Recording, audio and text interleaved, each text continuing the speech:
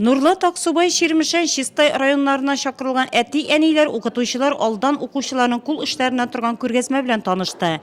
Конференция өчен район мәгариф бүлеге җитәкчесе Ленар Мәнәпов башлады. Ул үз чыгышында бала тәрбияләүдә гаиләнең роле зур булганлыгын ассызыклады. Әлеге тема Татарстан Республикасы мәгариф һәм фән министрлыгы белгече Гүзәл Нотфуллинаның укучыларның деструктив һәм асоциаль тәртибен профилактикалау буенча гомуми белем бирү оешмаларында эшләрне оештыру чыгышында бик җитди итеп күтәрелде. Балик булмаганнар арасында суицид күренешләренең артуы һәм аны килеп чыгу сәбәпләре хакында сөйләде чыгыш ясаучы. Быел республикада 18 яшькә кадәрлеләр арасында үз-үзенә кул салуның 23 очрагы теркәлгән, ә иң яшенә исә 9 яшь булган. Нәкъ шул чорда балада эмоциональ үзгәрешләр башлана ди чыгыш ясаучы. Суицид очракларының сәбәбе булып күп очракта әти-әниләрнең балаларга карата игътибарсызлыгы, гаиләдәге ыгы-зыгылар. Biz гаиләдән чыгабыз.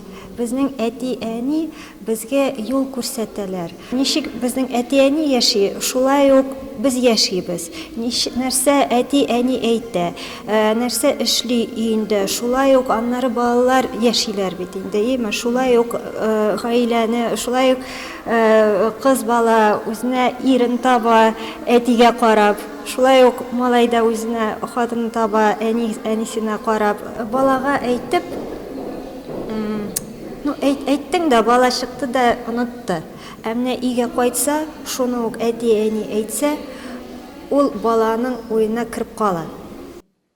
Татарстан Республикасы мәгариф һәм фән министрлыгы белгече белдергәнчә, бу конференцияне нәкъ менә безнең Нурлат районы мәгариф бүлеге белән берлектә үткәрү тикмәгә түгел. Район мәгариф бүлегенең әти-әниләр һәм балалар белән бергәләп эшләү тәҗрибәсе башка районнарга да мисал итеп куярлык. Шул хакта конференция эшендә катнашучыларга үз тәҗрибәләрендә Эльмира Шахаева җентекләп сөйләде. На сегодняшний день стараемся активно в работу с детьми привлекать отцов. В школах созданы советы отцов. Ежегодно в феврале месяце проводится конференция с их участием. В этом году они прошли под лозунгом «Один отец значит больше, чем 100 учителей». Республиканың 2 районында гына балалар белән эшләү өчен психологик үзәк оештырылган. Шуның берсе безнең районда. Биредә эшләүче психологлар балаларга ярдәм күрсәтергә әзерләр дип белдерде Ышаныч педагогик, психологик, медик социаль үзәге директоры Ольга Ефремова.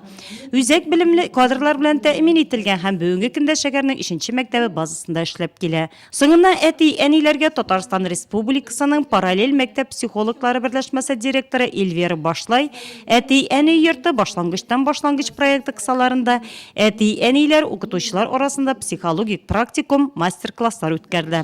Ышаныч педагогик, психологик, медик социаль үзәгенең педагог психологлары гаилә бәйрәме күрсәтте, тренинглар уздырды.